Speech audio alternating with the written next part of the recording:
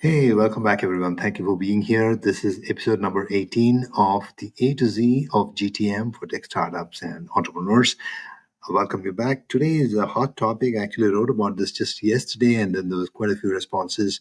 And therefore, I decided that it might be a good idea to actually convert the entire thing into a podcast episode for those of you that might be much more inclined to listening than reading.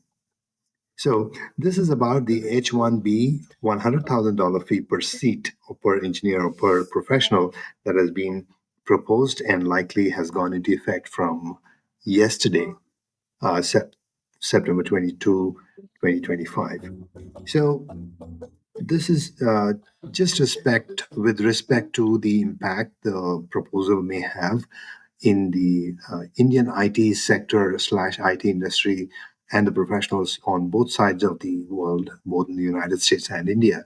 And just to give everybody a view of how this might actually impact. So bear with me, it's a little longish, and at the end of this, and I think in the comments section, there will also be an actual link to the full piece if you'd like to go back and read up in more detail.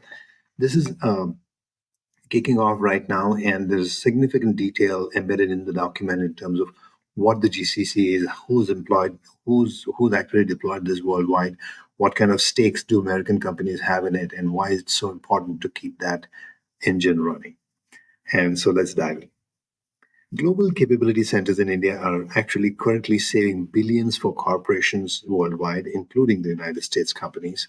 With the US imposing a $100,000 fee for H-1B visa holders, expect that the GCC boom, in other words, called the Global Capability Centers, which are actually large scale, full function, end to end, vertically developed, fully captive, and mostly partially owned or fully owned by US companies, entities in India, which have mostly Indian professionals, but could also be having several American or other expat employees of the corporation running that in the country. So that is actually currently booming, and we believe that is going to be a significant use, and we'll get into the details exactly how that's going to impact. It'll be very interesting. Here's a summary. With the United States presidential proclamation about introducing a fee of $100,000 per H-1B visa holder in mid-September 2025, a possible fully loaded cost of a senior software engineer or principal engineer will now exceed about $300,000 annually. Now, the most likely repercussion of this will be that the US corporations that are impacted will hire locally in India and enhance their GCC scope and depth. Now, this will potentially reverse brain drain for India and bring in a new lever to manage the immigration challenges and uncertainties. This could actually turn out to be a massive positive factor for India and will continue to retain all the positive benefits for US corporations. So, whatever the intention was, this might actually help both sides of the equation. Experts say that something very similar happened in China about 2 decades ago, when a complete set of several thousands of highly skilled Chinese engineers left the U.S. shores, maybe after higher education, after maybe getting a PhD, or after several years of working in the U.S. corporation. For some reason, they moved back to homeland, which is their country. They moved back to China, and there they started working within the government rules and policies and created a tech force that are today's Huawei's and ZTE's and Xiaomi's and um, the large billion-dollar corporations in the tech space across the board, from space to telecom to AI to e-commerce to automotive to urban mobility to everything else that's currently dominating not just the Chinese landscape but the global landscape. So that said, we'll now get back into this particular topic. A brief background on exactly what the IT industry is currently in India today and what it is doing for the world. The Indian IT industry has come a very long way if you look at it from the very early days when, since the US Texas Instruments, or popularly called TI. By the way, I was in the next building of TI's Bangalore office around the time that it was being set up. And I'm talking about 1984 to 86 in that time frame. Now, although my association with TI was a little brief. It was not directly as an employee, but I was part of Motorola, and Motorola and TI were working very closely. And I'm talking about 1990, but I do remember 1986 because I've been to that facility at that time. Now, today, the Indian GCC hub for most Fortune 500 IT firms globally have more than 1,600 GCCs in India, which are employing about 1.6 million people and generating about $60 billion, $60 billion in revenue annually. This is part of the $100 billion software services and product exports that India makes to the US alone annually. Out of the total $200 billion of exports India makes globally. And on top of it, just to complete that picture, we have about a $50 billion software domestically consumed. So the Indian IT services industry, software slash product, is about $250 billion annually, and is expected to cross $500 billion in the next 3 years. Now, this is part of the Indian landscape today, and how you can see now at what scale the India slash US particularly are embedded into each other, and why this is going to be a big deal. Now,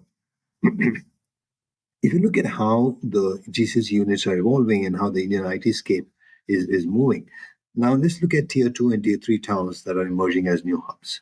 While Bengaluru, NCR, the Delhi region, Hyderabad, Chennai, Pune were the initial hotspots, smaller towns like Indore, Coimbatore, Vizag, Bhubaneswar, Mangalore belt are now in the spotlight for the next phase of growth. These towns offer advantages like lower costs of living, a talent pool that is currently available at a fraction of the cost, and infrastructure development. One of the most striking developments that has happened in this space is the emergence of what we call now the Silicon Beach of India. And I can tell you this proudly because I actually come from this region. I was born in Manipal, and my full name, which has Tonse in the middle, is actually a village not far from Mangalore along the beach. Now, a strip in that coastal belt on the west coast from covering Mangalore, Udupi, Gokarna stretch, about 120 kilometers to 140 kilometers or so. Absolutely verdant green. It's got the sea on one side, the Arabian Sea. It's got various rivers coming on the right side if you drive up the highway. Absolutely gorgeous, scintillating, and is. And I have to tell you, it is simply, working in the land in the laps of nature. So I can tell you, I've seen large MNC like Cisco in Bangalore, Samsung, many others actually go and invest lab equipment, actually invest in the labs in in universities and colleges and so on. But the point I'm saying is we should make sure that it moves to the next level so that the continued effort starts building up and has very directed and very, very clearly set up goals that are actually achieved. Now, moving forward,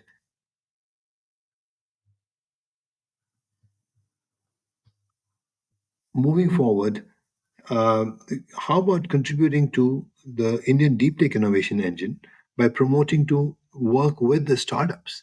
This is again something that we have seen, and it continues to happen.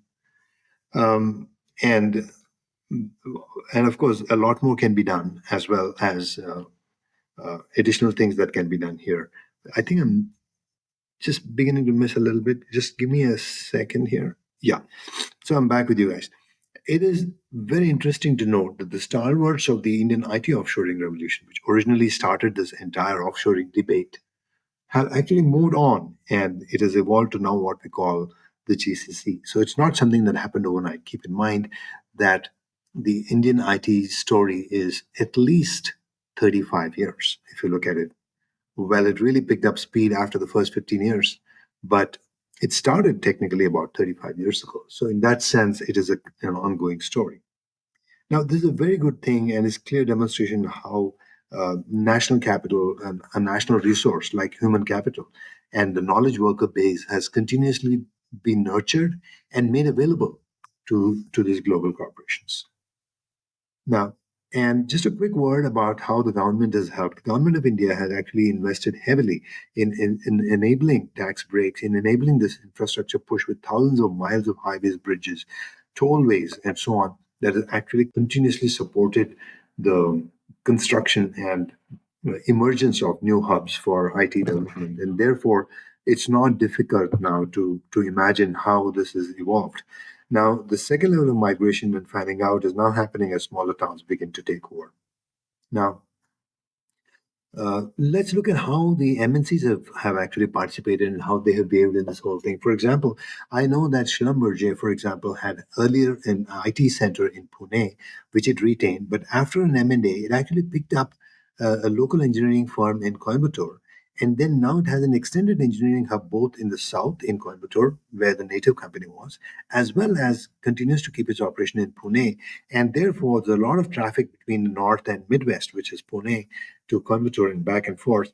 So you can imagine what kind of leverages these companies are now getting, not just from people, culture perspective, but also be able to deeply entrench into the local ecosystem, talk to the suppliers, get customized parts, and help contribute to the local ecosystem of manufacturers, vendors, and so on. So this is the kind of stuff that we see happening all the time.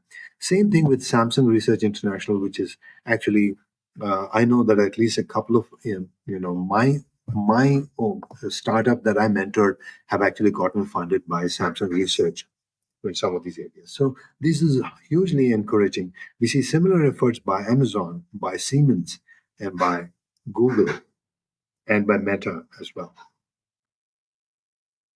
Now, the interesting thing is how some of the MNCs have actually spun off new startups themselves. For example, in one case, I know that Philips, which is the global consumer electronics firm, had an entity in Bangalore, which they were no longer interested in keeping that intellectual property, so that they worked within the employees. They spun off that into a separate entity and allowed an easy transfer of the technology. And that entity today, I'm happy and proud to tell you, is actually run by a friend of mine, and it is now operating devices and healthcare equipment, providing healthcare services through their products in some 18 or 20 countries, and is currently about 700 people strong and has crossed $100 million in revenue. Now, there may be some cross holding and ownership interests and so on. So, the point I'm really making is that it is massively helpful when a global corporation like Philips enters India and then starts establishing its GCCs and even allows spin offs of those technologies that they believe are no longer, because things change. After some time, maybe after 10 years, they might feel they may reorient they might realign their new strategies for the evolving world and figure that some of those stuff that they're having are no longer of interest. They don't want to keep them anymore, and they could spin it off. So you're actually creating a position where the split, the sum of the parts, is actually greater than the whole. And this is a very good model for both parties. So moving forward, if you look at petroleum, Chevron has actually announced recently a large investment of $1 billion for India, and a significant part of that is already set up in form of a GCC in Bangalore with about 600 new engineering staff to pump up their capabilities. Same thing with JP Morgan, which is a massive glass house, glass building, which is only some 7-8 kilometers from where I'm sitting right now. To GE Aerospace, uh, TI, and several others, JP Morgan, I think. Let me give a quick understanding if I remember correctly. JP Morgan has 60,000 tech staff worldwide, of which 20,000 are in Bangalore. Even from a compensation perspective, it is going to be super lucrative to actually take these positions in mind. India based site leaders, CXOs, country heads, India ops in charge, VP of tech, VP of Asia, senior VP of product line, senior VP of South Asia. These kinds of roles are very, very common today. So now we're now approaching a closing of this somewhat long podcast. I normally don't do this long, but maybe I should. So I just want to summarize here. The story is that its deeply entrenched industry model of offshoring has now evolved to a full-fledged integrated global capability center type model, which is actually originally was used it used to be outsourced, but now you can call it insourced because it actually fully belongs to the US or the global multinational.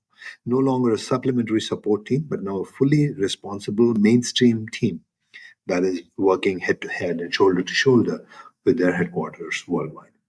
Now, this means a pretty big deal for most of you. If you're Indian origin senior executives who are listening to this, you have to understand that it is possible for you to bring your collective global experience and wisdom to work back in India, not far from home, or where your home used to be.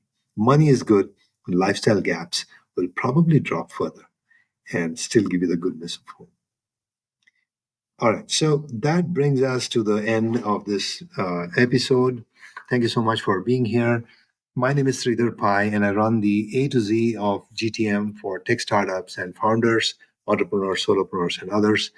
I also have a bunch of uh, mentor type activities where I actually provide courses. I do one-on-ones to young startups or old startups, whatever it is, depending on the stage. I've had the experience to do that. I'm happy to share more. Feel free to connect with me. Stay connected on either Substack. My name is Sridhar Pai Tonse. You can find me on Substack, or you can also go to Tonse Pai Academy, and I'm also on Instagram and YouTube. Thank you so much. Wish you all the best. And to end this on a positive note, I have to tell you some of the things that happen are not necessarily expected, but they may actually turn out to be humongously beneficial to both parties involved. I wish you all the best and stay connected. Take care.